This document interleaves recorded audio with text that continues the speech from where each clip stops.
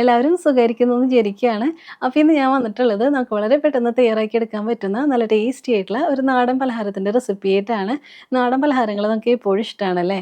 അതും നമ്മുടെ വീട്ടിലൊക്കെ എപ്പോഴും ഉണ്ടാവുന്ന വളരെ കുറച്ച് ഇൻഗ്രീഡിയൻസ് വെച്ചിട്ട് പെട്ടെന്ന് തന്നെ തയ്യാറാക്കി എടുക്കാം. സൂപ്പർ ടേസ്റ്റാണ് കേട്ടോ കഴിക്കാനായിട്ട്. അപ്പോൾ നിങ്ങളെല്ലാവരും ഇതുപോലെ ഒന്ന് ട്രൈ ചെയ്ത് നോക്കുക. എന്നിട്ട് കമൻസ് ഒക്കെ പറയണം.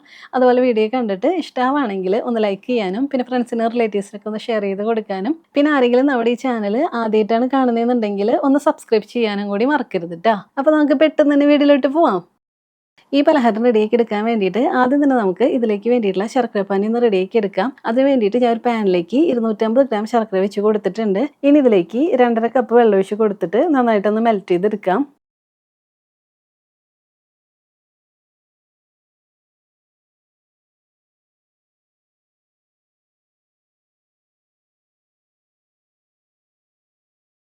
ഇപ്പോൾ കുറച്ച് നേരം നല്ലതുപോലെ തിളപ്പിച്ചെടുത്തു. അപ്പോൾ കണ്ടോ ശർക്കരയെല്ലാം മെൽറ്റായിട്ട് വന്നിട്ടുണ്ട്. ഇനി നമുക്ക് ഫ്ലെയിം ഓഫ് ചെയ്തിട്ട് ഇതൊന്ന് മാറ്റി വയ്ക്കാം. പിന്നെ ഞാൻ എപ്പോഴും പറയുന്ന പോലെ തന്നെ നമ്മളിത് എടുക്കുന്നതിന് മുൻപായിട്ട് ഒന്ന് അരിച്ചിട്ട് വേണം കേട്ടോ എടുക്കാനായിട്ട്. അപ്പോൾ ഞാൻ അതിന് മാറ്റി വയ്ക്കുകയാണ്. ഇനി നമുക്കിതിലേക്ക് വേണ്ടത് പഴമാണ്. അപ്പോൾ അതിന് വേണ്ടിയിട്ട് ഞാനിവിടെ ദാ ഇതേപോലെ 2 പഴം എടുത്തിട്ടുണ്ട്. ഇത് നേന്ത്രപ്പഴമല്ല കേട്ടോ. നമ്മുടെ റോബസ്റ്റ് പഴമൊക്കെ ഇല്ലേ അതുപോലത്തെ ഒന്ന് സോഫ്റ്റ് ആയിട്ടുള്ള പഴമാണ്. ഇത് നമുക്ക് ചെറുതായിട്ടൊന്ന് കട്ട് ചെയ്തെടുക്കാം. ഇനി ഒരു പാനിലേക്ക് 2 ടേബിൾ സ്പൂൺ നെയ്യ് ഒഴിച്ച് കൊടുക്കുക. നെയ്യൊന്ന് ചൂടായിട്ട് വരുമ്പോൾ ഞാനിവിടെ കുറച്ച് റൈസിൻസ് എടുത്തിട്ടുണ്ട്. ഇതിട്ട് കൊടുത്തിട്ട് ഒന്ന് ഫ്രൈ ചെയ്തെടുക്കാം. റൈസിൻസ് എല്ലാം ഇതുപോലെ ഒന്ന് ഫ്രൈ ആവാൻ തുടങ്ങുമ്പോൾ നമുക്കിതിലേക്ക് 3/4 കപ്പ് നാളികേരം ചിരകിയത് ചേർത്ത് കൊടുക്കാം. എന്നിട്ട് നന്നായിട്ടൊന്ന് മിക്സ് ചെയ്ത് കൊടുത്ത് കുറച്ച് നേരം ഇതൊന്ന് വഴറ്റിയെടുക്കണം. ആ നാളികേരത്തിൻ്റെ ആ ഒരു ഈർപ്പൊക്കെ മാറിയിട്ട് ചെറുതായിട്ട് ഇങ്ങനെ ഒന്ന് ഡ്രൈ ആയിട്ട് വരണം. അപ്പോൾ അതിന് വേണ്ടിയിട്ട് കുറച്ച് നേരം ഇതുപോലെ നന്നായിട്ടൊന്ന് മിക്സ് ചെയ്ത് കൊടുത്ത് ചൂടാക്കിയെടുക്കാം.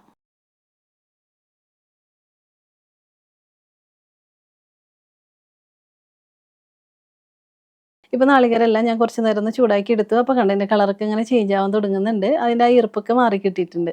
അപ്പോൾ ഇനി നമുക്കിതിലേക്ക് നമ്മൾ കട്ട് ചെയ്ത് വെച്ചിട്ടുള്ള പഴമില്ലേ ഇത് ചേർത്ത് കൊടുക്കാം. എന്നിട്ട് കുറച്ച് നേരം ഒന്ന് മിക്സ് ചെയ്ത് കൊടുത്ത് ഇതെല്ലാം കൂടി നന്നായിട്ടൊന്ന് വഴറ്റിയെടുക്കാം.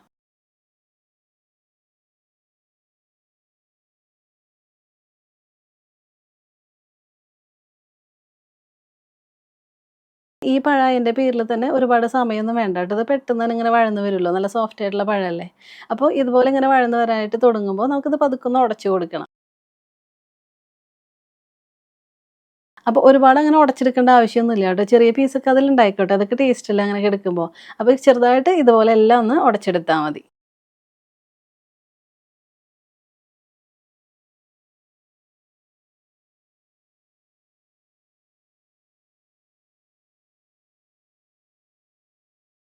കണ്ടോ? ഇപ്പോൾ ഇതേപോലെ ഞാനിതൊന്ന് ഉടച്ചെടുത്തിട്ടുണ്ട്. അപ്പോൾ ഇനി നമുക്കിതിലേക്ക് നമ്മൾ റെഡിയാക്കി മാറ്റി വെച്ചിട്ടുണ്ടായിരുന്ന ശർക്കര പാനിയില്ലേ ഇത് ഞാനൊന്ന് അരിച്ചെടുത്തിട്ടുണ്ട്. അപ്പോൾ ഇത് ഒഴിച്ച് കൊടുക്കാം. എന്നിട്ട് നന്നായിട്ടൊന്ന് മിക്സ് ചെയ്തെടുക്കുക. ഇപ്പോൾ നന്നായിട്ടൊന്ന് മിക്സ് ചെയ്തെടുത്തിട്ടുണ്ട്. അപ്പോൾ ഇനി കുറച്ച് നേരം ഇതൊന്ന് ചൂടായിട്ട് വരട്ടെ.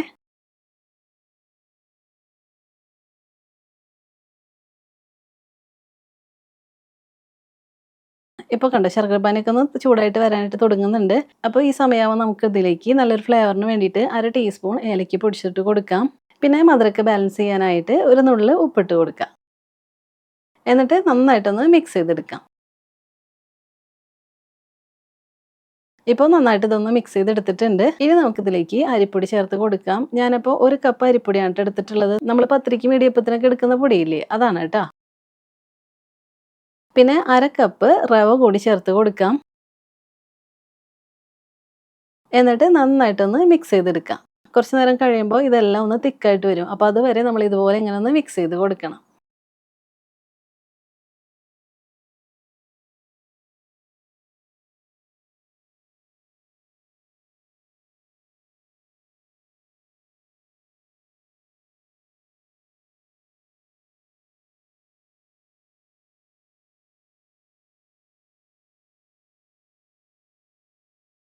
ഇപ്പോൾ കണ്ടോ ഇതെല്ലാം ഒന്ന് തിക്കായിട്ട് വന്നിട്ടുണ്ട്. അപ്പോൾ ഇത്രയും മതി. ഇനിയും നമ്മൾ ഒരുപാട് ചൂടാക്കി എടുക്കരുത്. ഈ ഒരു സമയമാകുമ്പോൾ തന്നെ ഫ്ലെയിം ഓഫ് ചെയ്തിട്ട് ഇത് വേറൊരു ബൗളിലേക്ക് മാറ്റി വെക്കണം. ഇല്ലാന്നുണ്ടെങ്കിൽ ഇത് പിന്നെയും തിക്കായി കഴിഞ്ഞിട്ടുണ്ടെങ്കിൽ നമുക്ക് നല്ല രീതിയിൽ ഷേപ്പ് ചെയ്തെടുക്കാൻ പറ്റില്ല. അപ്പോൾ ഈ ഒരു സമയമാകുമ്പോൾ തന്നെ ഫ്ലെയിം ഓഫ് ചെയ്തിട്ട് ഇതൊന്ന് മാറ്റി വയ്ക്കാം. ഇപ്പോൾ ഞാനതൊരു ബൗളിലേക്ക് മാറ്റിയിട്ടുണ്ട്. അപ്പോൾ ഇനി നമുക്ക് ഇതൊന്ന് റെഡിയാക്കി എടുക്കാം. അതിന് വേണ്ടിയിട്ട് ഞാനിവിടെ കുറച്ച് വാഴയിലയാണ് ട്ടോ എടുത്തിട്ടുള്ളത്. ഇത് ഞാനൊന്ന് വാട്ടിയെടുത്തിട്ടുണ്ട്. അപ്പോൾ വാട്ടിയെടുക്കാന്ന് വെച്ചാൽ നമ്മളിത് റെഡിയാക്കി എടുക്കുമ്പോൾ ഇല പൊട്ടിപ്പോവാതെ തന്നെ നമുക്ക് കിട്ടും. അപ്പോൾ അതിന് വേണ്ടിയിട്ടാണ്. ഇനി ഞാനിവിടെ ചെയ്തെടുക്കാൻ പോകുന്നത് നമ്മൾ കുമ്പിളപ്പൊക്കെ റെഡിയാക്കി എടുക്കില്ലേ, ആ ഒരു ഷേപ്പിലാണ് കേട്ടോ. അപ്പോൾ നമ്മൾ വാഴയില അതിൻ്റെ പേരിൽ തന്നെ കറക്റ്റായിട്ട് ആ ഒരു ഷേപ്പ് നമുക്ക് ചിലപ്പോൾ കിട്ടിയെന്ന് വരില്ല. അപ്പോൾ ഈ ഒരു ഇല എടുത്തിട്ട് നമ്മൾ കുമ്പിള റെഡിയാക്കി എടുക്കില്ലേ, അതുപോലെ തന്നെ ഒരു സൈഡിൽ നിന്നായിട്ട് ഇങ്ങനെ ഒന്ന് ചുരുട്ടി കൊടുത്താൽ മതി. എന്നിട്ട് നമ്മൾ ഇല ഇങ്ങനെ ചുരുട്ടി എടുത്തിട്ടില്ലേ, ആ ഒരു ജോയിന്റിലേക്ക് ഞാൻ ടൂത്ത് പിക്കാണ് എടുത്തിട്ടുള്ളത്. അത് വെച്ച് ഇങ്ങനെ ഒന്ന് പിൻ ചെയ്ത് കൊടുക്കാം. ഇനി ഇതിൻ്റെ അകത്തേക്ക് നമുക്ക് മാവിട്ട് കൊടുക്കാം. അപ്പോൾ മാവിട്ട് കൊടുക്കുമ്പോൾ നമ്മൾ ഇലയ്ക്കൊക്കെ അനുസരിച്ചിട്ട് എത്രത്തോളം വേണമെന്ന് വെച്ചാൽ അതിനനുസരിച്ചിട്ട് ഫില്ല് ചെയ്ത് കൊടുക്കാം കേട്ടോ. കണ്ടോ, ഇതുപോലെ ഞാൻ അങ്ങനെ മാവിട്ട് കൊടുത്തിട്ടുണ്ട്. ഇനി ഇതിങ്ങനെ ഒന്ന് മടക്കിയെടുക്കാം. കണ്ടോ, അപ്പോൾ ഇതേപോലെ ഞാനൊന്ന് ചെയ്തെടുത്തിട്ടുണ്ട്. അപ്പോൾ ഇനി നമുക്കിത് മാറ്റി വെക്കാം. എന്നിട്ട് ഇതുപോലെ തന്നെ ബാക്കിയുള്ളതെല്ലാം ഒന്ന് റെഡിയാക്കി എടുക്കാം.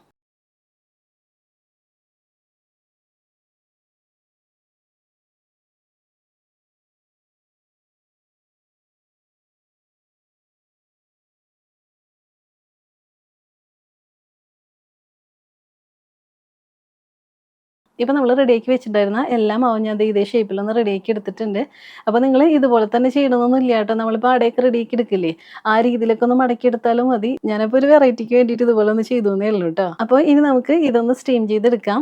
അപ്പോൾ അതിന് വേണ്ടിയിട്ട് ഞാൻ ഇഡ്ഡലി പാത്രത്തിൽ വെള്ളം ഒഴിച്ച് കൊടുത്തിട്ട് ഒന്ന് തിളപ്പിച്ചെടുത്തിട്ടുണ്ട്. ഇനി ഇതിലേക്ക് നമുക്കിത് ഓരോന്നായിട്ട് ഇങ്ങനെ വെച്ച് കൊടുക്കാം. ഇപ്പോൾ എല്ലാം ഞാനിവിടെ ദേ ഇതിലേക്ക് ഇങ്ങനെ വെച്ച് കൊടുത്തിട്ടുണ്ട്.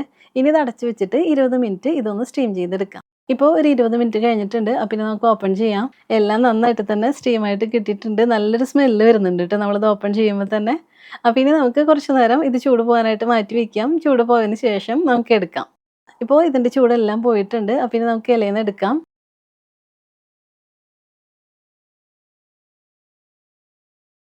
കണ്ടോ, നന്നായിട്ട് തന്നെ നമുക്കിത് റെഡിയായിട്ട് കിട്ടിയിട്ടുണ്ട്. കാണാൻ തന്നെ നല്ല ഭംഗിയുണ്ടല്ലേ.